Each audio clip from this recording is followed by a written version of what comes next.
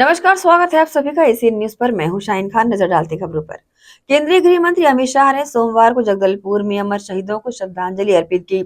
इस अवसर पर उन्होंने बस्तर को लेकर बड़ा बयान देते हुए कहा कि यदि बस्तर से नक्सलवाद समाप्त हो जाता है तो यहाँ पर्यटकों की संख्या कश्मीर से अधिक होगी। उन्होंने 31 मार्च 2026 तक बस्तर के बदलते स्वरूप की उम्मीद जताते हुए कहा कि लोग तक कहेंगे कि बस्तर बदल गया है। उन्होंने नक्सलियों को चेतावनी दी कि अगर वे हिंसा में लिप्त रहते हैं तो सुरक्षा बल उन्हें सख्ती से निपटेंगे और जो लोग गलत रास्ते पर हैं उन्हें सरेंडर करना चाहिए। मैया की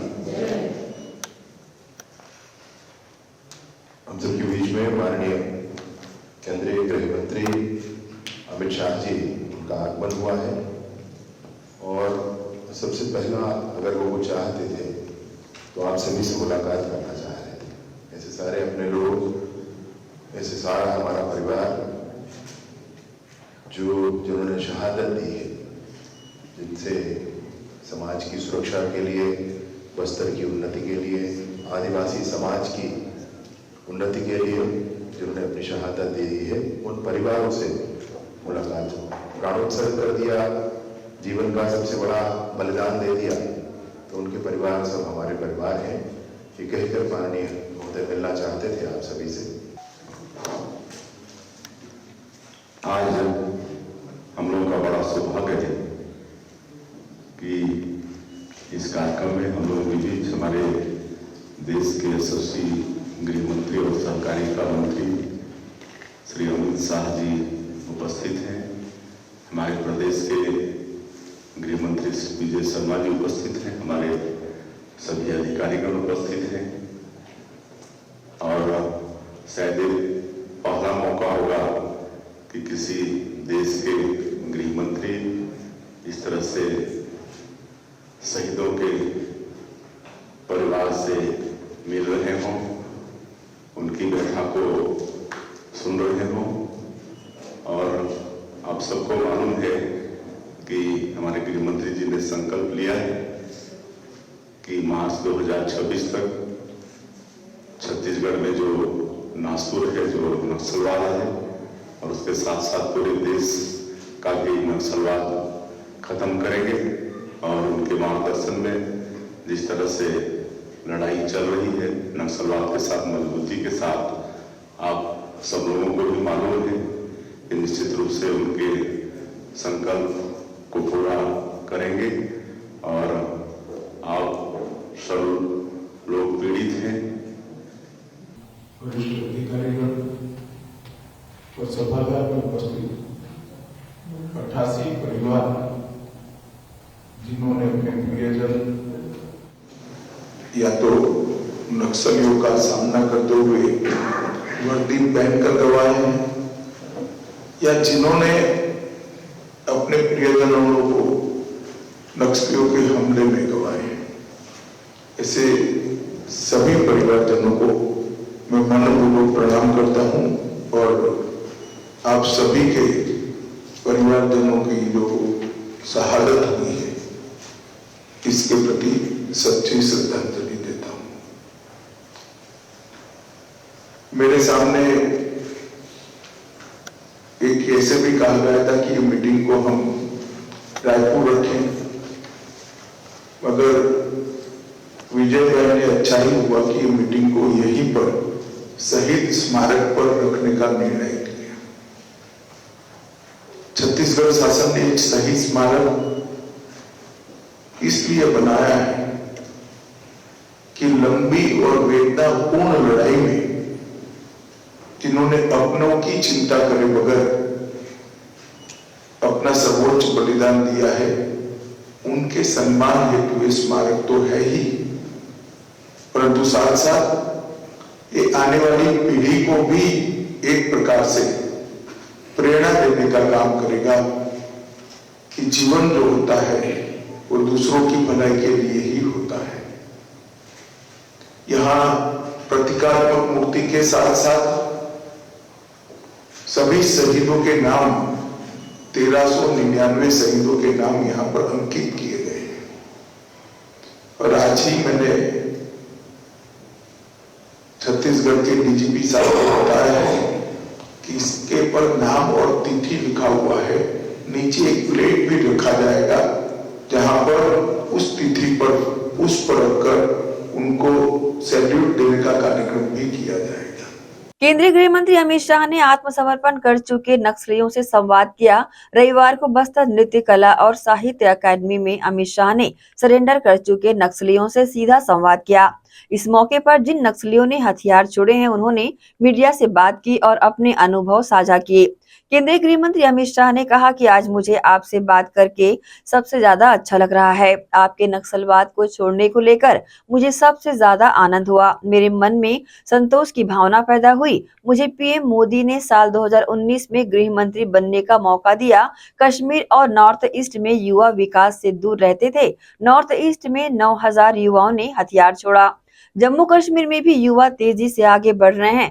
अमित शाह ने आगे कहा कि हम सरेंडर कर चुके नक्सली और नक्सल पीड़ितों दोनों का ध्यान रख रहे हैं। हम बस्तर में 15,000 पीएम आवास योजना के घर देने की ओर आगे बढ़ रहे हैं। नक्सल पीड़ित लोगों के लिए भी हम काम कर रहे हैं। सर हम लोग जब नहीं, आप स्वयं क्या कर रहे हैं? मैं एक संस्था हमने बना लिया था, उसका हम एग्जीक्यूटिव डायरेक्टर बना हूँ, जो बीडीएफ बोलते हैं सर। और वो संस्था क्या कर रही है? वो संस्था हमें जो एनडीपी से जड़ित लोगों को जो रिहेबिलिटेशन के प्रोसेस में हम लोग काम कर रहे हैं। हमारे पास अभी 21 कोऑपरेटिव सोसाइटी हमने बना लिए हैं सर, और 21 कोऑपरेटिव सोसाइटी में कुल मिला के डायरेक्टली अगर वो सब लागू हो जाता है तो डायरेक्टली 2700 और इनडायरेक्टली 3500 डायरेक्टली रोजगार होने वाला है। इनके लिए सर मैं 18 तारीख को आपको भी एक मेमोरेंडम दिए थे दिल्ली में, और कुछ हमने डीपीआर भी बना दिए थे। उसके लिए हमने 10 ऐसे डीपीआर बनाया है।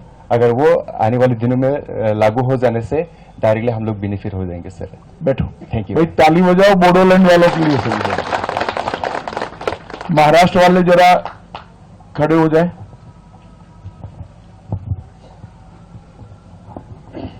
क्या नाम है भाई आपका? सर मेरा बिरजू उर्फ कृष्ण वासा दौरपेट है। हिंदी आती है? हो सर। यार हो तो तुम मराठी में बोलते हो। हाँ हाँ बोलना है। ठीक है। हाँ हाँ। कौन से जिले के हैं आप? मेरा गांव है जारावाड़ा, पोस्ट गट्टा, तालुका एटापल्ली, जिला गढ़चिरौली। गढ़चिरौली। हाँ सर। कितने समय हथियारी काम किया आपने? सर 2002 से 2014 तक। 14 तक। अब क्या कर रहे हैं आप? सर मैं अभी मजदूरी काम कर रहा हूँ गढ़चिरौली। मजदूरी कर रहे हैं? हाँ सर। कहाँ पर? गढ़चिरौली। गढ़चिरौली में। हाँ। परिवार में अब शांति है? शांति है। अच्छा लगता है? बिल्कुल सर, अच्छा है। दौड़ धूप नहीं, कुछ नहीं? नहीं सर। है? हाँ। शादी हुआ? हो सर, 2 बच्चे हैं। 2 बच्चे हैं? हो सर। पढ़ाते हैं बच्चों को आप? हो सर, दूसरी में तीसरी में एक है और एक वो 4 साल का है। बैठिए, ताली बजाओ भाई महाराष्ट्र वालों के लिए। छत्तीसगढ़ में बीआरजी में हो कोई बहन, जरा खड़ी हो, जरा खड़ी हो ही है आप। पुलिस के सामने क्या देख रही है आप? डरिए मत। क्या नाम है आपका? जैन सर, मैं सरिता पुनेम डीआरजी नारायणपुर से बोल रही हूँ। कौन सा तहसील है आपका? सर मैं ग्राम डूंगा की हूँ, नारायणपुर जिला। नारायणपुर जिला पड़ता है। कितने समय पहले सरेंडर किया आपने? सर मैं 15 नवंबर 2014 को बीजापुर में सरेंडर की थी। सरेंडर किया जी। और बीआरजी में कब से जुड़ी हैं आप? सर मैं 2017 से आज अभी तक मैं डीआरजी में पदस्थ हूँ सर, और कार्य कर रही हूँ। तो दोनों जगह आपके हाथ में हथियार थे। जी सर। अब अच्छा लगता है? वहाँ पर भी था, यहाँ पर भी है, क्या फर्क लगता है? फर्क तो नहीं लगता है सर, लेकिन थोड़ा सा। छत्तीसगढ़ विधानसभा शीतकालीन सत्र के पहले दिन की कार्रवाई में सबसे पहले कार्य मंत्रणा समिति की बैठक हुई। बैठक के बाद विधानसभा अध्यक्ष डॉक्टर रमन सिंह ने कहा कि आज सत्र में 5 विधेयक पेश किए जाएंगे। द्वितीय अनुपूरक बजट पेश किया जाएगा। दिसंबर का सत्र ऐतिहासिक सत्र के रूप में माना जाएगा। 24 साल की यात्रा अब 2025 वर्ष में प्रवेश कर रही है। रजत जयंती वर्ष की शुरुआत की पहली बैठक थी। रजत जयंती वर्ष में साल भर विविध कार्यक्रम होंगे। शुक्रवार शनिवार को छात्रों के अवलोकन के विधानसभा को खोला जाएगा। अगला शीतकालीन सत्र नए विधानसभा में होगा। वही बजट सत्र में राष्ट्रपति को बुलाने की तैयारी है। आज शीतकालीन सत्र का प्रथम दिवस और अभी हमारी बैठक हुई जिसमें संसदीय कार्य मंत्री जी, उप मुख्यमंत्री जी, नेता प्रतिपक्ष और प्रमुख सदस्यगण मौजूद रहे। ये चूँकि दिसंबर का सत्र छत्तीसगढ़ के लिए ऐतिहासिक सत्र के रूप में माना जाएगा, क्योंकि 14 तारीख का जो दिन है उस दिन 2000 से लेकर 2024 तक की यात्रा और 2025वें वर्ष में प्रवेश, तो एक प्रकार से ये रजत जयंती वर्ष के शुरुआत की पहली बैठक थी और आज पहली कार्रवाई होगी। साल भर 2014 दिसंबर 2025 तक विविध कार्यक्रम चलेंगे, जिसके बारे में आज सदन में मैं जानकारी भी दूंगा कि हर महीने कुछ न कुछ विशिष्ट कार्यक्रम आयोजित किए जाएंगे, जिसमें एक बड़ा कार्यक्रम भी शामिल होगा। नए विधानसभा में प्रवेश दिसंबर के पहले हमारी कोशिश होगी, देश के प्रधानमंत्री जी को आमंत्रित करेंगे और उनके साथ उनके उपस्थिति में नए विधानसभा में हमारी कार्रवाई हम शुरू करेंगे, प्रवेश करेंगे। बजट सत्र में कोशिश होगी राष्ट्रपति जी को आमंत्रित करेंगे, उनके सम्मान करेंगे, महिला राष्ट्रपति है, और विविध प्रकार के कार्यक्रम पूरे साल भर होंगे। और विधानसभा में शुक्रवार और शनिवार को खोला जाएगा छात्रों के लिए, आगे वो देखें और समझें। और आज 5 विधेयक पे सहमति बनी है, उस पर चर्चा होगी। और वित्तीय कार्य जो आज इसका उपस्थापन होगा 24-25 का द्वितीय अनुपूरक का, और चर्चा कल होगी। इस प्रकार से ये शेड्यूल अभी तय है और जो कुछ विधि विषयक कार्य कुछ आएंगे आज कल में, तो उनको भी सम्मिलित किया जाएगा और ये चर्चा आज से प्रारंभ है। रुकेंगे छोटे से ब्रेक के लिए, जल्द हाजिर होते हैं। आप सब बने रहिए एशियन न्यूज के साथ। GT डायग्नोस्टिक, जहां सबसे एडवांस टेक्निक्स के साथ सारी जांचें एक ही छत के नीचे। GT डायग्नोस्टिक लाए हैं आपके शहर में पहली बार मध्य भारत का सबसे एडवांस 3 टेस्ला MRI, जो आपको देगा बेस्ट क्वालिटी इमेजेस और सारी स्कैनिंग 6 से 10 मिनट में हो जाती है, जहां आम MRI मशीन 45 से 1 घंटे लेती है। इसमें है वाइट बोर्ड, जिसमें मरीज अंदर जाते हैं तो उन्हें डर नहीं लगता, और साथ ही फीट फर्स्ट की सुविधा, डॉक्टर को इलाज करने में सुविधा। आप अपने डॉक्टर की सलाह से सही जगह MRI कराएं। GT डायग्नोस्टिक सेंटर में multi slice CT scan, ultrasound, echo एवं समस्त बाकी जांचों की सुविधा एक ही छत के नीचे। GT डायग्नोस्टिक में 24 घंटे सुविधा, स्वच्छ वातावरण एवं waiting area, qualified doctors, trained staffs. GT diagnostic, near Nehru Nagar square, Priyadarshini परिसर, भिलाई।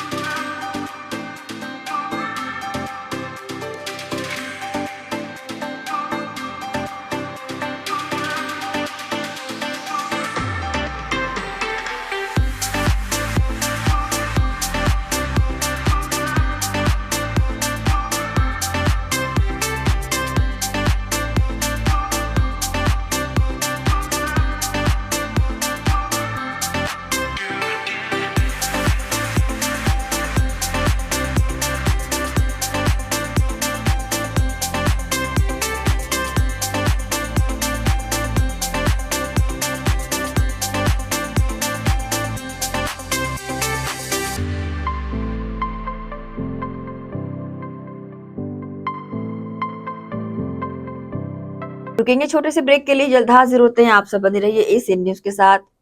ब्रेक के बाद आपका स्वागत है। छत्तीसगढ़ विधानसभा का शीतकालीन सत्र 16 दिसंबर से शुरू हो गया है। शीतकालीन सत्र के पहले दिन सदन में प्रश्नकाल के दौरान बेलतरा विधायक सुशांत शुक्ला ने बिलासपुर जिले में सरकारी भूमि पर अवैध कब्जे का मुद्दा उठाया। उन्होंने कहा कि जिले के कई जगहों की भूमि पर अवैध कब्जा हुआ है। जवाब में राजस्व मंत्री टंकराम वर्मा ने कहा कि 2021 से 2024 के बीच सरकारी भूमि पर कब्जे की 563 शिकायतें मिली है। सुशांत शुक्ला ने कहा कि कितने अफसरों पर कार्रवाई हुई, इस पर जवाब देते हुए मंत्री टंकराम वर्मा ने कहा कि अभी पट्टे का वितरण नहीं हुआ है। पिछली सरकार में गलत ढंग से गलत पट्टा बटा हो तो उसकी जांच कराएंगे। विधायक धर्मजीत सिंह ने कहा कि सरकारी जमीन पर अफरा तफरी हुई है। राजस्व मंत्री टंकराम ने कहा कि शिकायतों की जांच कलेक्टर से कराएंगे। माननीय अध्यक्ष महोदय, माननीय मंत्री जी का जवाब स्पष्ट तौर पर गलत है, क्योंकि 13,000 सारणी राजीव गांधी आश्रय पट्टा योजना के तहत जो सर्वे किया गया, वो पूर्ववर्ती 5 वर्षों में 13,273 की जानकारी इन्हीं के शासकीय विभाग द्वारा मुझे प्रदान की गई आरटीआई के तहत। और मैं आज आपसे आपके माध्यम से माननीय मंत्री जी से पूछना चाहता हूं कि जब आप 13,273 सर्वे के आधार पर सर्वे कर रहे हैं, पट्टे की कब्जा प्रमाण पत्र के आधार पर, तो शिकायतें मेरे प्रश्न में स्पष्ट है कि कब्जे की कितनी शिकायतें, और आपका एक तरफ दस्तावेज उसको प्रमाणीकरण करता है और दूसरे तरफ यही विषय 573 शिकायतों के नाम पे आप उसको बंदरबाट करना चाहते हैं। मैं आपके माध्यम से स्पष्ट करना चाहता हूं कि पूर्ववर्ती व्यवस्था में शासन के संरक्षण में शासकीय जमीनों की बंदरबाट की गई और इसके विरुद्ध प्रशासनिक तौर पर कोई कार्रवाई सुनिश्चित नहीं हुई है। क्या मंत्री जी बताना चाहेंगे कि ऐसे कितने अधिकारियों के विरुद्ध कार्रवाई सुनिश्चित हुई है? माननीय तो आज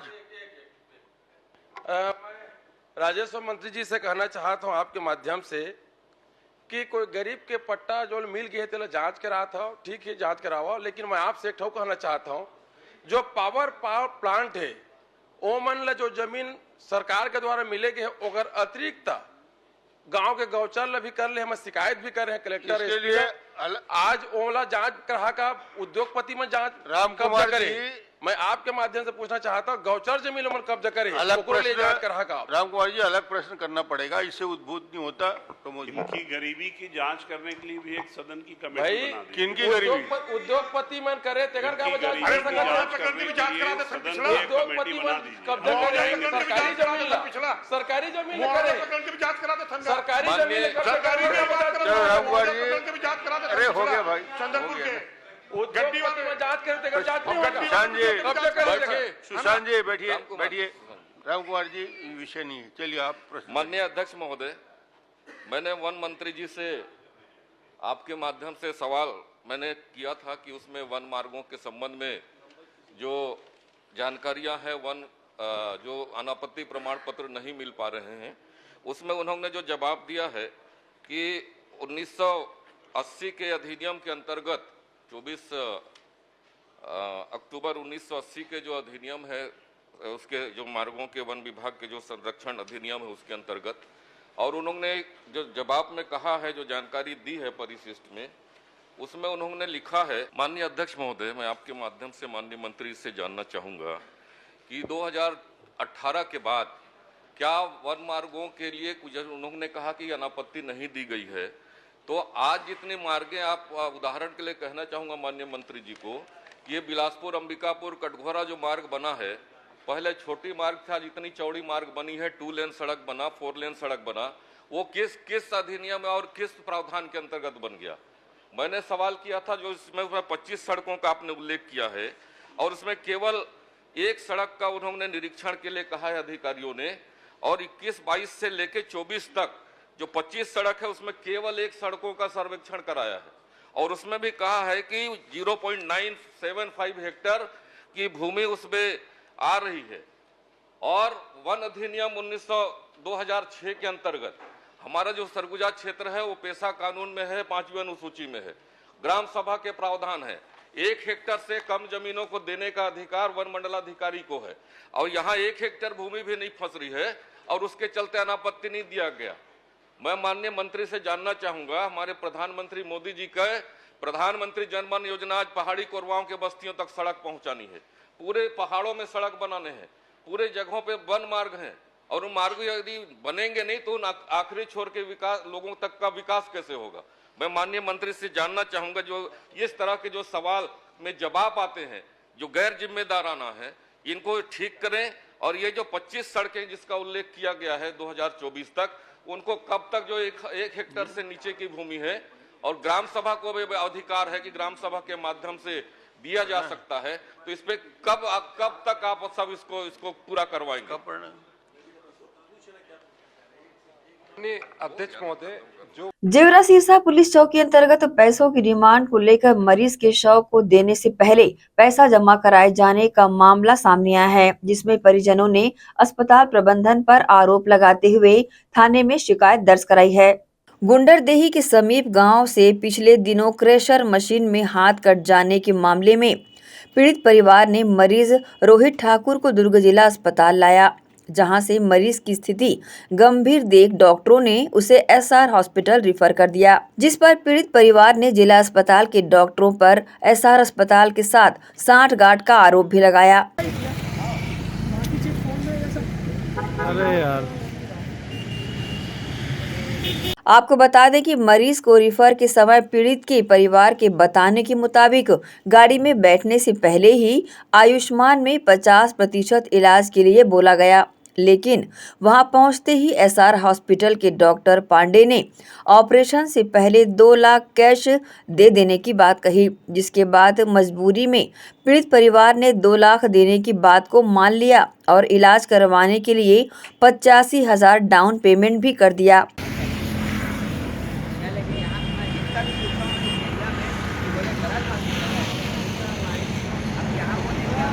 जिसके बाद एसआर हॉस्पिटल के डॉक्टरों ने सर्जरी की और हाथ जोड़ दिया। फिर अचानक कहा कि हाथ में पॉइजन फैलने की वजह से फिर से निकालना पड़ेगा और फिर दोबारा जोड़ना पड़ेगा, जिसे लेकर 1 लाख और अधिक रुपए की मांग की गई और देखते ही देखते रात हो गई, जिससे मरीज की हालत गंभीर हो गई और परिजनों ने आरोप लगाया कि वहां के डॉक्टरों ने मरीज को दूसरा अन्य अस्पताल ले जाने से परिजनों को मना कर दिया, जिसके चलते सुबह मरीज की मौत भी हो गई। इसके बाद मामला यहीं थमा नहीं, मरीज का शव देने से पहले बचे पैसे जमा करने की डिमांड एसआर हॉस्पिटल के डॉक्टरों के द्वारा की गई, जिससे आक्रोश में आकर पीड़ित परिजनों ने स्थानीय जेवरा सिरसा थाना चौकी में एफआईआर दर्ज कराई। देखिए क्या कहा पीड़ित परिजनों ने। अब जिला अस्पताल में ले गए थे सर, तो वहाँ कुछ डॉक्टर बोले कि यहाँ अच्छा ट्रीटमेंट होता है करके सर, तो हमने यहीं लाए थे, अच्छा इलाज होगा करके। तो सर से बात करे, पांडे सर जी, श्रीमान पांडे जी बोले कि 2 लाख जमा करना तो हो जाएगा, आपका भाई का इलाज अच्छे ठीक से सुधार आ जाएगा करके बोले थे सर। और पैसे वहीं पे किए थे, 25 से 30 हज़ार पे किए थे, 25-30 हज़ार पेंडिंग में जमा कर दो बोले थे। और वो बोल रहे थे कि बाहर से विशेषज्ञ डॉक्टर आएंगे, हड्डी के लिए अलग, नस के लिए अलग, करेंट देने के लिए अलग, चमड़ी के लिए अलग, सभी डॉक्टर आएंगे करके बोले थे। और बुलाए भी थे, वो पता नहीं थे, लेकिन हमारे पांडे जी से बात हुई है कि वही ऑपरेशन का जिम्मेदारी लिया था, वही बोले थे। तो आपने आयुष्मान कार्ड से क्यों इलाज नहीं कराया? आयुष्मान कार्ड के लिए बोले तो 50% में होगा करके बोले थे सर, लेकिन वो बोला कि 50% अब बंद हो गया, अब कैश में ही करवाना पड़ेगा। शुरू से होता तो होता, आप 25,000 30,000 छोड़ दिए हो, अब इससे ऊपर का आयुष्मान कार्ड से नहीं हो सकता, जो भी होना है कैश में होगा बोला सर। पैसे पूरे पे किए। अभी आप क्या चाहते हो? भाई की मृत्यु हो गई, क्या शव को ले जाने दे रहे हैं? और पांडे सर भी नहीं है, वो बार बार फ़ोन लगाकर बोल रहे हैं सर कि शव को मृत्यु को ले जाने के लिए आपको पैसा वहाँ देना पड़ेगा, जमा करना पड़ेगा, तब वहाँ से आप ले जा सकते हो। कितना पैसे की मांग कर रहे हैं? मांग कर रहा है 1,94,000 की मांग कर रहे हैं सर वो।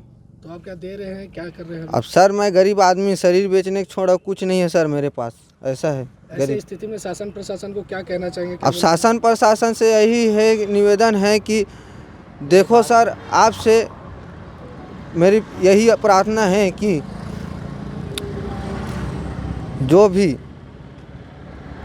ऐसा परिमाण होता है, मतलब घटना होता है किसी के भी साथ, तो सहयोग राशि का जिस हॉस्पिटल में हूँ वहाँ से मुआवजा दिलाने की कोशिश करें सर।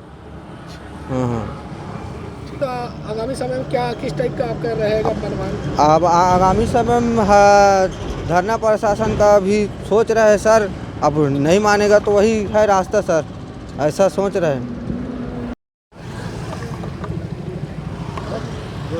जी आपकी भाई की स्थिति अभी कैसी है और आप क्या चाहते हैं? सर मेरा भाई का स्थिति अभी मृत्यु हालत में है।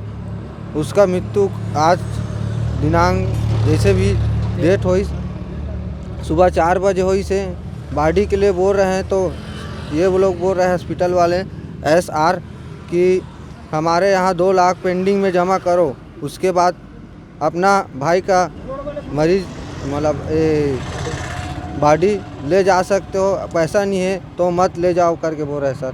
भाई की मृत्यु कैसे हुई, क्या कारण? अब भाई का मृत्यु सर हम लोग ऑपरेशन के लिए बोले थे, डॉक्टर लोग बोले थे कि ऑपरेशन हो जाएगा, पूरा 100% विश्वास है करके बोला था सर। विश्वास भी दिलाए थे, आश्वासन भी दिलाए थे कि हो जाएगा। पैसा हम लोग देने के लिए राजी थे, खेत खार बेच कर भी देंगे हम लोग बोले थे यहाँ तक। तो ठीक है आपके बात से सहमत है करके इलाज करवाए सर।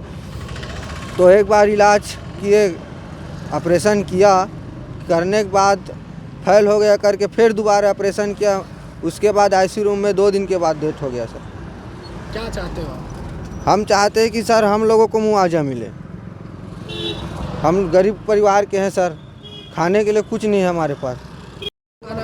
भुवनेश्वर सिंह ठाकुर, ग्राम खुटेरी का, वहाँ से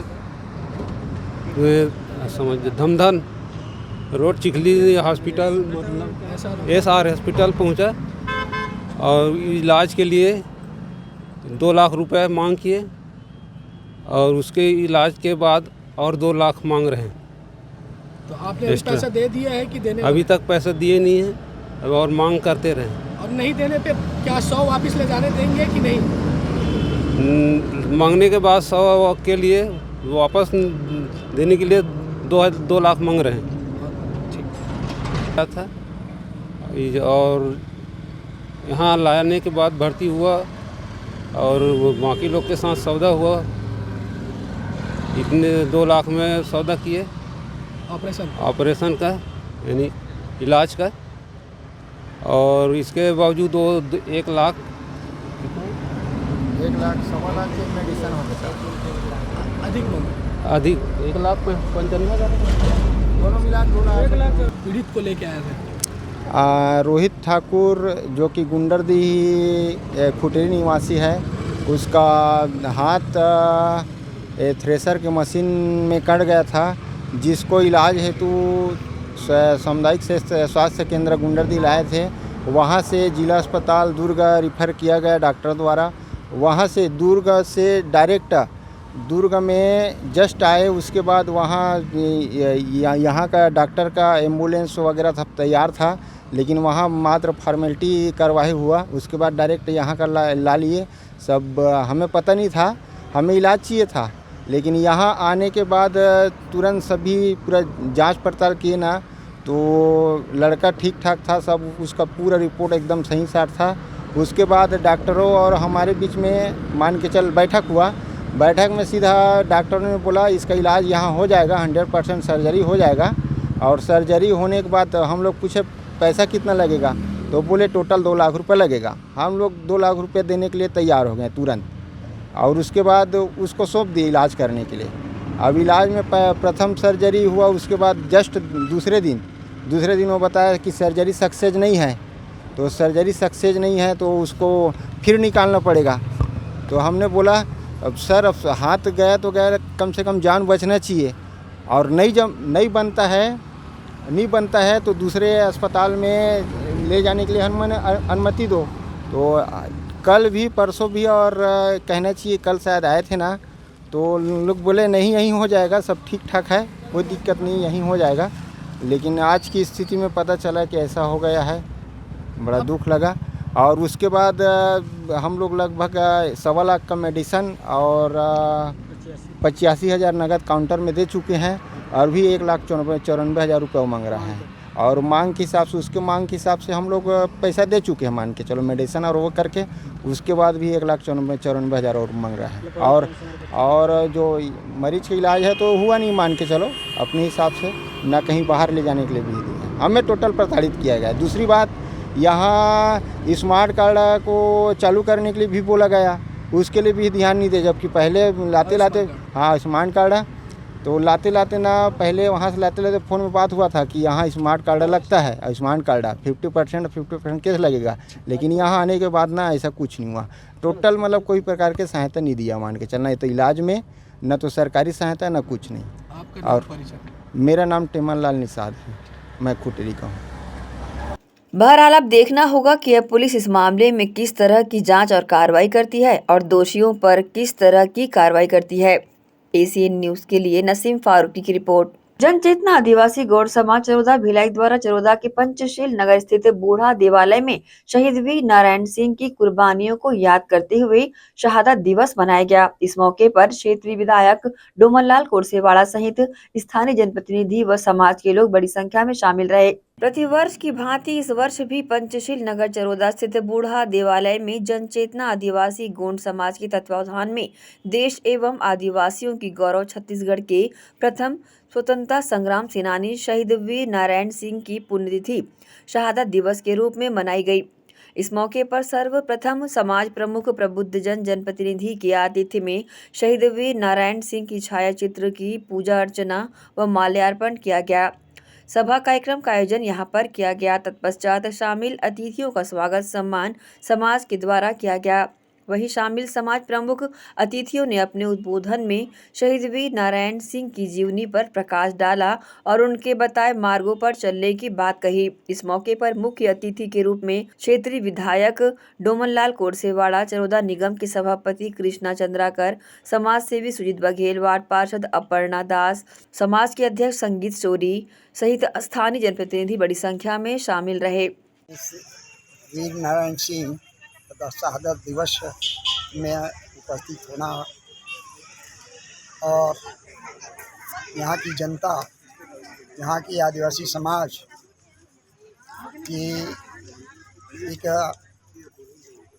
याद कर रहे हैं, उसको स्मरण कर रहे हैं और उसी स्मरण को मैं भी प्रणाम करते हुए स्वीकार किया हूँ।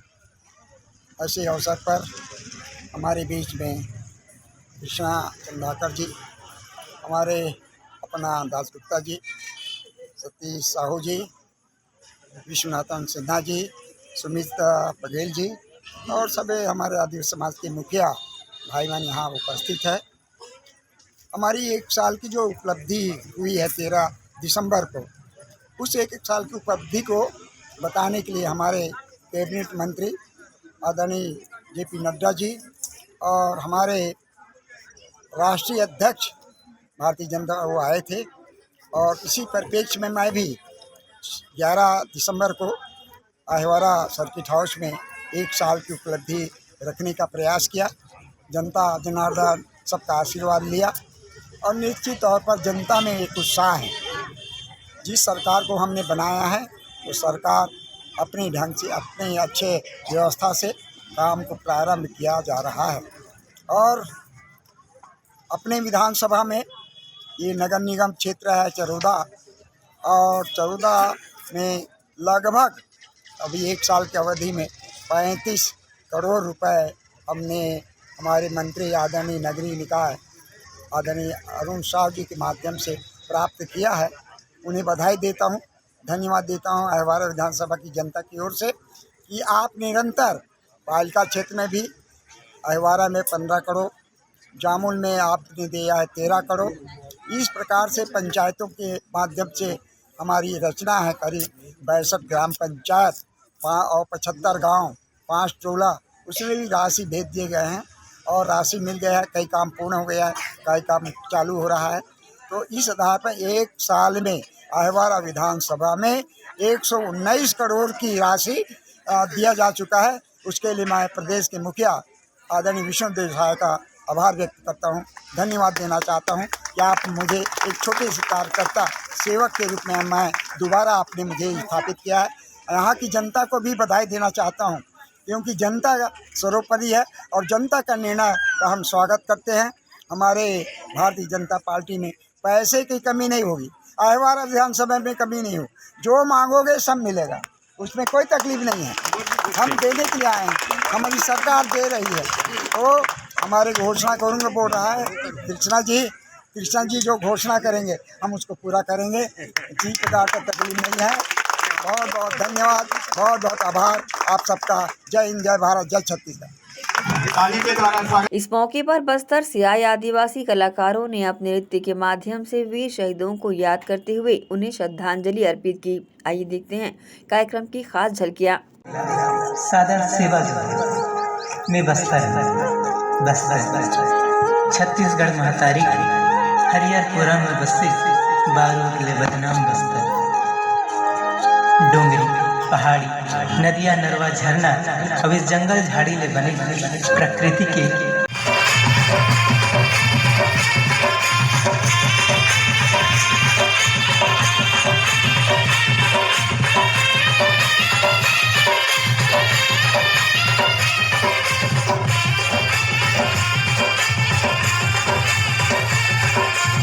माय धुआए माटी की तुझो आया माय बले पड़े पाए, आया माय बले पड़े पाए। जय हो जय हो जय हो जय छत्तीसगढ़ माय, जय हो जय हो जय हो जय छत्तीसगढ़ माय।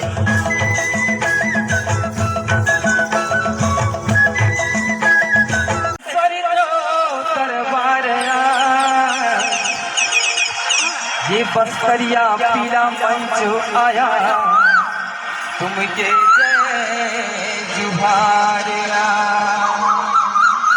इस मौके पर समाज की महिला अध्यक्ष माला मड़ौती सहित समाज के लोग बड़ी संख्या में शामिल होकर कार्यक्रम को सफल बनाया। एसीएन न्यूज के लिए शैलेंद्र खरे की रिपोर्ट। दुर्ग के प्रसिद्ध श्री साई बाबा मंदिर के 48वें वार्षिक महोत्सव के अंतिम दिन प्रसाद लेने श्रद्धालुओं की भीड़ उमड़ पड़ी। वहीं शोभा यात्रा में बड़ी संख्या में शहर के नागरिक शामिल रहे। दुर्ग के कसारीडीह सिविल लाइन स्थित प्रसिद्ध श्री साई बाबा मंदिर के 48वें वार्षिक साई महोत्सव के अंतिम दिन मंदिर में श्रद्धालुओं की भीड़ उमड़ गई। दिन भर मंदिर में साई भजन की धूम रही तो दर्शन के लिए श्रद्धालुओं की लंबी कतारें लगी रही। इस मौके पर महोत्सव के अंतिम दिन समिति के द्वारा महाप्रसादी का वितरण किया गया। इसमें छत्तीसगढ़ के अलावा अन्य राज्यों से श्रद्धालुओं ने हजारों की संख्या में शामिल होकर महाप्रसादी ग्रहण किया।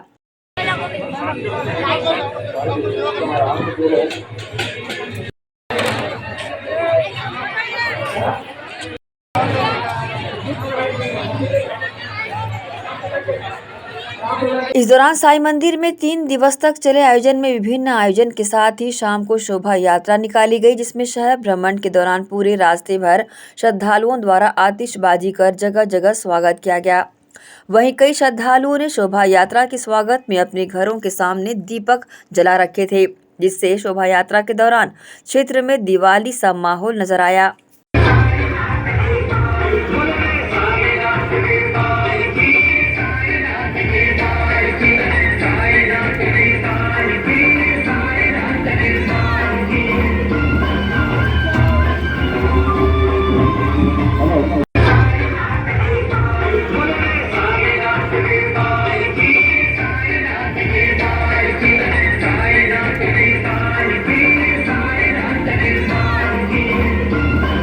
एसीएन न्यूज के लिए दुर्ग से नसीम फारूक की रिपोर्ट। रुकेंगे एक और छोटे से ब्रेक के लिए, जल्द हाजिर होते हैं। आप सब बने रहिए एसीएन न्यूज के साथ। जीटी डायग्नोस्टिक, जहां सबसे एडवांस टेक्निक्स के साथ सारी जांचें एक ही छत के नीचे।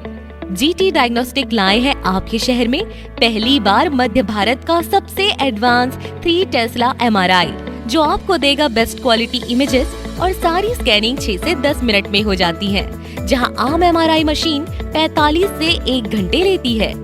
इसमें है वाइट बोर्ड, जिसमें मरीज अंदर जाते हैं तो उन्हें डर नहीं लगता, और साथ ही फीट फर्स्ट की सुविधा, डॉक्टर को इलाज करने में सुविधा। आप अपने डॉक्टर की सलाह से सही जगह एमआरआई कराएं। जीटी डायग्नोस्टिक सेंटर में multi slice CT scan, ultrasound, echo एवं समस्त बाकी जांचों की सुविधा एक ही छत के नीचे। जीटी डायग्नोस्टिक में 24 घंटे सुविधा, स्वच्छ वातावरण एवं waiting area, qualified doctors, trained staffs. GT diagnostic, near Nehru Nagar square, Priyadarshini परिसर, भिलाई।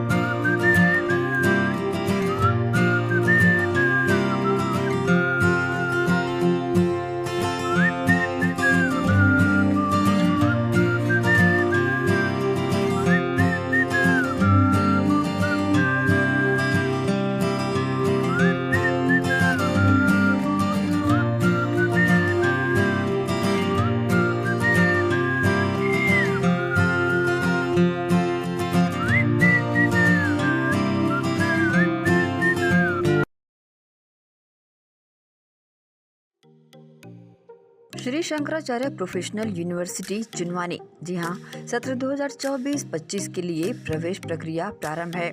डिप्लोमा इन फार्मेसी एवं बैचलर ऑफ फार्मेसी के लिए प्रवेश प्रारंभ है। बिना PPHD दिए सीधा प्रवेश। इतना ही नहीं, 10वीं और 12वीं में गणित और विज्ञान के छात्रों के लिए सुनहरा अवसर है। सीमित समय, सीमित सीटें। अगर है सपनों को पूरा करना तो भरना होगा ऊंची उड़ान। जल्दी करें, प्रवेश प्रारंभ है। प्रेजेंटली शंकराचार्य ग्रुप के अंदर 4 फार्मेसी कॉलेजेस हैं।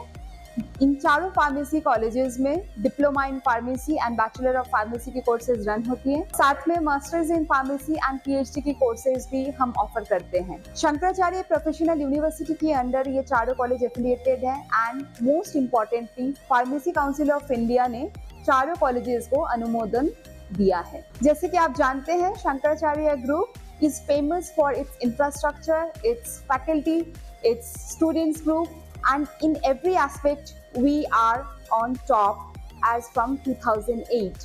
So in this year also, अगर आप चाहते हैं कि आप 12th के बाद साइंस में आपके भविष्य बनाना चाहते हैं तो शंकराचार्य प्रोफेशनल यूनिवर्सिटी में एक बार जरूर आए। फार्मेसी कोर्स में अभी डायरेक्ट एडमिशन 12th की परसेंट बेसिस पे दिया जा रहा है, तो जल्द से जल्द संपर्क करें। तो एडमिशन हेतु जल्दी करें। Shri Shankaracharya professional university Junwani, Bhilai, Chhattisgarh.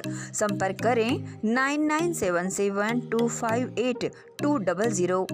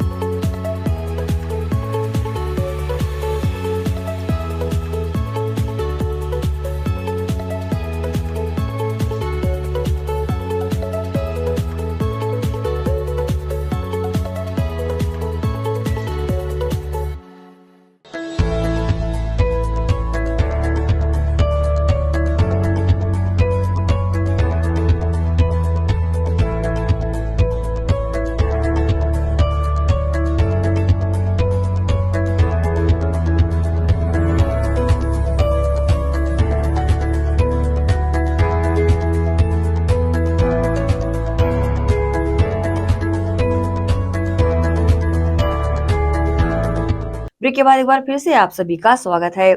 शहर के वार्डों में रह रहे बाहरी नागरिकों की जांच को लेकर दुर्ग पुलिस ने अभियान चलाकर बाकायदा तड़के सुबह दुर्ग के संदिग्ध क्षेत्रों में पहुंचकर सर्चिंग अभियान चलाया। अभियान के दौरान पुलिस ने संदिग्ध लोगों से पूछताछ भी की। पुलिस अधीक्षक के मार्गदर्शन में दुर्ग पुलिस ने संदिग्धों की सर्चिंग अभियान शुरू किया है। साथ ही शहर में आए बाहरी नागरिकों की पूछताछ को लेकर दुर्ग पुलिस तड़के सुबह घर घर दस्तक दी। चलो खड़ा हो जाओ। इसको नोट कर ले। इसको नोट किया जहीर अब्बास। इस दौरान मुसाफिरी जांच के तहत यहां पर रहने वाले लोगों का आधार कार्ड, राशन कार्ड, परिचय पत्र को चेक किया गया। साथ ही क्रॉस वेरिफिकेशन किया गया। जो लोग अन्य प्रदेश या क्षेत्र के थे लेकिन पुलिस थाना चौकी में किसी प्रकार की सूचना नहीं दिए थे और पूछताछ करने पर कोई संतोषजनक जवाब नहीं दे पा रहे थे, ऐसे लोगों के विरुद्ध प्रतिबंधात्मक कार्रवाई की गई। के मोहल्ले में इनको कोई कंप्लेन करते आज तक ध्यान नहीं देते। विनोद पाटनी जी कभी भी ध्यान नहीं दिए। कई बार उनको फोन की कुछ भी होता है ना उनके मकान में, तो आज तक। इसी कड़ी में दुर्ग में ब्राह्मणपारा, तकियापारा सहित अन्य वार्डों में भी पुलिस टीम द्वारा बाहर से आए मुसाफिरों की जांच की गई, जिसमें पुलिस को सूचना दिए बिना रहने वालों की खोज के लिए चलाए गए तलाशी अभियान में लगभग 50 से अधिक लोगों से कड़ी पूछताछ की गई। इस दौरान 5 स्थानों की पुलिस के साथ 200 से भी ज्यादा पुलिस बल मौजूद रहा। दुर्ग भिलाई शहर में दुर्ग पुलिस द्वारा चलाए गए अभियान में विगत 2 दिनों में बिना सूचना के तहत रह रहे 522 नागरिकों की पहचान की जा चुकी है। इस प्रकार अब तक लगभग 600 बाहरी नागरिकों की पहचान की गई है जो बिना सूचना दिए यहां पर निवास कर रहे थे। इनके विरुद्ध धारा 128 BNSS के तहत कार्रवाई की गई है और साथ ही इन बाहरी नागरिकों को प्रश्रय देने वाले मकान मालिकों एवं मजदूर ठेकेदारों के विरुद्ध भी प्रतिबंधात्मक कार्रवाई कर बाउंड ओवर कराया गया है। दुर्ग पुलिस ने आम नागरिकों से पुनः अपील की है कि उनके यहाँ जो भी किराएदार निवास कर रहे हैं उनका पूर्ण विवरण में दस्तावेजों के साथ अपने नजदीकी थाना चौकी अनिवार्य रूप में सूचित करें।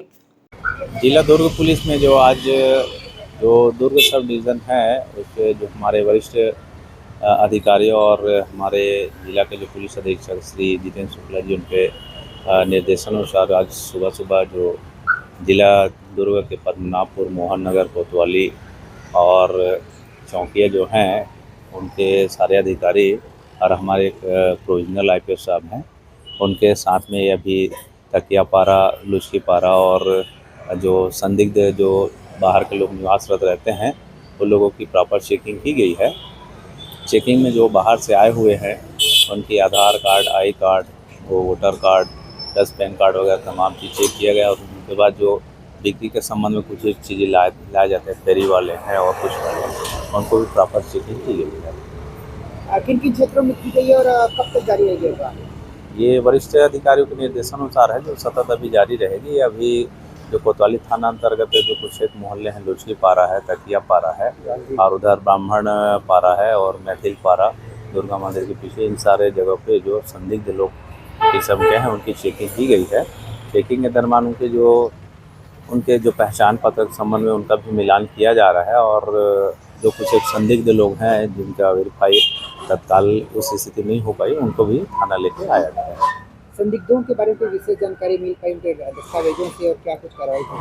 विशेष तौर से ये अभी पश्चिम बंगाल की तरफ से अधिकतर जो हमने सर्च किया है उसमें वहाँ के निवासरत लोग हैं जो यहाँ आके बिना जानकारी के भी रह रहे हैं। तो जो जिनका मकान है, जो मालिक हैं उनको भी बुलाया गया है कि इनकी अच्छे से वेरिफिकेशन की जाएगी। ACN न्यूज के लिए दुर्ग से नसीम फारूकी की रिपोर्ट। दुर्ग शहर विधायक गजेंद्र यादव ने भाजपा सरकार के 1 वर्ष पूरे होने को लेकर प्रेस वार्ता कर उपलब्धियां गिनाई, तो वहीं दूसरी ओर पूर्व विधायक अरुण वोरा ने भाजपा सरकार पर निशाना साधते हुए कहा कि शहर विकास कार्यों को लेकर मैंने खुद मुख्यमंत्री से मुलाकात की है। प्रदेश सरकार के 1 साल पूरे होने के उपलक्ष्य में सुशासन का 1 साल छत्तीसगढ़ हुआ खुशहाल विषय पर दुर्ग शहर विधायक गजेंद्र यादव ने पत्रकार वार्ता में प्रधानमंत्री नरेंद्र मोदी की गारंटियां पूरी और मुख्यमंत्री विष्णुदेव साय के सुशासन से मीडिया को अवगत कराया। इस दौरान विधायक यादव ने पत्रकारों को अवगत कराया बताया कि 13 दिसंबर को हमारी सरकार का पहला साल पूरा हो गया है। हमारा ये पहला साल आप सभी की सहभागिता और विश्वास के साथ विकास के लिए समर्पित रहा। विष्णुदेव साय जी के सुशासन का 1 वर्ष 13 दिसंबर को पूरा हुआ। 13 दिसंबर को हम हमारी सरकार का पहला साल पूरा हुआ। आज आप सबके बीच में सरकार की ओर से रूबरू होने का बड़ा सौभाग्य है। उन्होंने बताया कि बीते 12 महीनों में मुख्यमंत्री विष्णुदेव साय के नेतृत्व में छत्तीसगढ़ प्रदेश ने विकास के अनेक नए आयाम स्थापित किए हैं। इस 1 साल में हमारी सरकार ने प्रदेश के सभी वर्गों के कल्याण के लिए काम किया और उपलब्धियां हासिल की। हमारी प्राथमिकता में वे लोग रहे जो सामाजिक और आर्थिक रूप से पिछड़े हुए हैं। उन्होंने इस दौरान कांग्रेस शासन काल पर निशाना साधते हुए बताया कि आप लोगों को ये याद होगा कि कांग्रेस के शासनकाल में छत्तीसगढ़ की क्या दशा हो गई थी। हर तरफ भ्रष्टाचार का बोलबाला था, योजनाओं के नाम पर केवल दिखावा था, पारदर्शिता तो कहीं थी ही नहीं। संवैधानिक संस्थाओं से लोगों का विश्वास उठ गया था। विधानसभा चुनाव के दौरान भारतीय जनता पार्टी ने प्रदेश के नागरिकों से वादा किया था कि यदि हमारी सरकार बनी तो हम प्रदेश में सुशासन की स्थापना करेंगे, भ्रष्टाचार मुक्त और पारदर्शी व्यवस्था स्थापित करेंगे।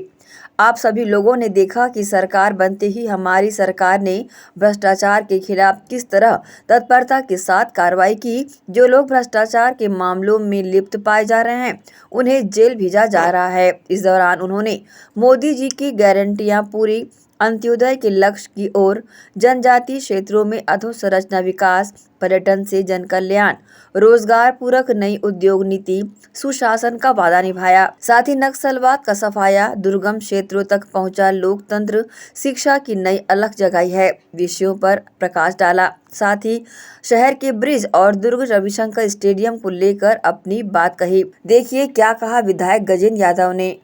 दुर्ग जिले में नालंदा परिसर आ रहा है। दुर्ग जिले में नया रेलवे ओवरब्रिज प्रस्तावित है।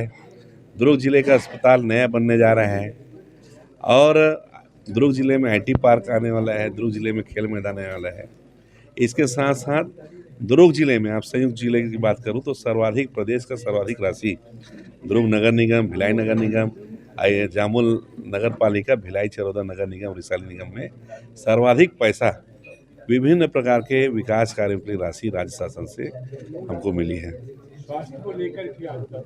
स्वास्थ्य को लेकर चूँकि पिछली गवर्नमेंट ने एक चंदूलाल चंदाकर हेल्थ जो मेडिकल कॉलेज घोषणा किया, लेकिन वो अपने माध्यम पे नहीं हो पाया। अभी वर्तमान स्वास्थ्य मंत्री उसको लेकर हम मेडिकल कॉलेज को भी नए सिरे से पुनरुद्धार कर रहे हैं। नए डॉक्टर वहाँ दिए हैं। बहुत सारे प्रस्ताव हम राज्य शासन ने लिया है। मेडिकल कॉलेज की जितनी आवश्यकताएं चीज़ें सारी चीज़ वहाँ उपलब्ध कराया जाएगा।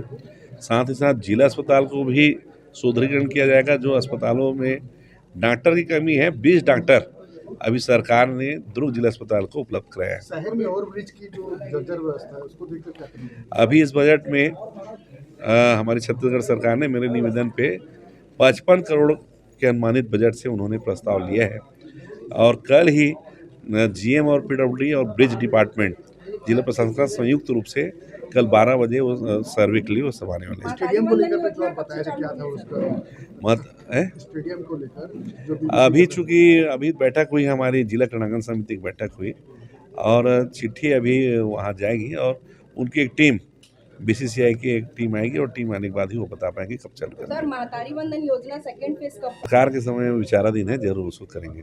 ठीक है। इस मौके पर भाजपा सरकार के 1 वर्ष के कार्यकाल को निराशाजनक बताते हुए पूर्व विधायक अरुण वोरा ने जमकर निशाना साधा और कहा कि 1 वर्ष के कार्यकाल के बाद भी शहर की सड़कें और ब्रिज जर्जर हाल में हैं। साथ ही उन्होंने कहा कि स्वयं छत्तीसगढ़ के मुख्यमंत्री विष्णुदेव साय से मुलाकात कर शहर विकास कार्य पर चर्चा की। देखिए क्या कहा पूर्व विधायक अरुण वोरा ने। किसी के बारे में टिप्पणी नहीं करता है, विधायक हो या जो भी जनप्रतिनिधि हो। मैंने हाँ इतना ज़रूर कहूँगा कि हाल ही में मैंने अभी प्रदेश के मुख्यमंत्री विष्णुदेव साय से मुलाकात की थी और लगभग जो करोड़ों के काम हमने स्वीकृत करवाए थे उन कामों की स्वीकृति के लिए उन्हें उससे निवेदन किया, जैसे लक्ष्मण झूला और आपका जितने क्रिटिकल केयर यूनिट और ये यूनिवर्सिटी बन रही है, उसे पूरा जैसे बड़े बड़े काम जो थे उन कामों के लिए मैंने मुख्यमंत्री जी से कहा। शहर में लाइट की व्यवस्था, शहर की सड़कें बहुत जर्जर हो चुकी है। आप देखिए साल भर में मैं देख रहा हूँ कि शिवनाथ नदी का पुल के ऊपर की हालत इतनी खस्ता है, और ये आपका पुलगांव के ऊपर जो पुल बना है उसकी हालत खस्ता है। लोगों को चलने में इतनी कठिनाइयाँ हो रही है, वार्डों में लाइट नहीं है। तो ये ने इस बात को लेकर मैंने मुख्यमंत्री जी से मुलाकात की है। मुख्यमंत्री जी ने आश्वस्त किया है कि हम इस दिशा में ज़रूर निर्णय लेंगे और दुर्ग में जो सुविधाएं पूर्व में जारी थी उस सुविधाओं को जारी रखेंगे। एसीएन न्यूज के लिए दुर्ग से नसीम फारूकी की रिपोर्ट। बिलासपुर जिले में मूर्ति अनावरण से नाराज महिलाओं ने चक्का जाम कर दिया। महिला समूह की महिलाओं ने चंदा इकट्ठा कर छत्तीसगढ़ महतारी की मूर्ति का निर्माण कराया था। वहीं गांव के सरपंच ने उनकी अनुपस्थिति में विधायक से मूर्ति अनावरण करा डाला, जिससे नाराज महिलाओं ने विधायक और सरपंच के खिलाफ नारेबाजी करते हुए चक्का जाम कर दिया। दरअसल तखतपुर क्षेत्र की ग्राम पंचायत गनियारी में ग्राम पंचायत भवन का उद्घाटन कार्यक्रम था। इस दौरान गाँव के सरपंच जितेंद्र राज ने विधायक के हाथों छत्तीसगढ़ महतारी की मूर्ति का अनावरण किया, जिसके कारण महिलाओं का गुस्सा फूट पड़ा। इस दौरान विधायक धर्मजीत सिंह व स्थानीय सरपंच जितेंद्र राज के खिलाफ महिलाओं ने जमकर नारेबाजी की। जो बाजा वाजा लेके रैली घूम के आए के महतारी छत्तीसगढ़ महतारी जो बैठा रहे ना ओकर मुँह ला खोला पूजा पाठ करके ओकर बाद नाच गाना करके खाना पीना ला खा पी के अब हम वो तरफ गए हैं। विधायक ऐसे और यहाँ के सरपंच ऐसे आए के अपन ओकर उद्घाटन करे जो पर बुरा होला और आके हमरो छत्तीसगढ़ महतारी के मुँह ला खोल के बिना पूजा पाठ करे उद्घाटन करके चल दी। वैसा कहे वही भैया हम 5-6 साल 20-20 रुपए दे के जमा करके ओला हम बनाए हैं तो कैसे हम ऐसे बात बनाए हैं। हम कोई पूछे ना कहीं ले तो बता तो उसने बन जाही तो हम तो बोला भाई तो जो करे है ओकर आए के तो हमने माफी मांग और जितना नुकसान होकर भरपाई कर और विधायक और सरपंच दोनों आके हमारे माफी मांगी तब तो हम चक्का जाम को छोड़ा, नहीं तो नहीं छोड़न जा सीधा बात कुछ वो ना लक्ष्मी सूर्यवंशी कोई बोला रहे हैं और जमा करके हमें छत्तीसगढ़ महतारी ला के स्थापना करे हैं। ओकर बर 4 महीना ले ओकर पूरा समझ सिरजाए हैं, मेहनत करे हैं दिन और रात एक करके आज ओकर मुंह खोल के दूसर कोई हमारे अनुपस्थिति में खोले है। और जब सरपंच का बुलात है तो सरपंच हरकत है मैं नहीं खोलवाए हैं और तुहार पारा के खुलवा के दूसर कोई तो ब्लेम लगाते तो बिना विधायक और सरपंच दोनों ही मौजूद है और पूरा महिला मन हम रैली में गए रहे हैं और हमारे अनुपस्थिति में खोल दी तो एक लिए हमन दुख नहीं लगी का हमन ला या तो मुआवजा भी दे और हमारे से आके माफी मांगे। इसी के साथ ही आपसे लेंगे इजाजत। आप सब बने रहिए एसीएन न्यूज के साथ। नमस्कार।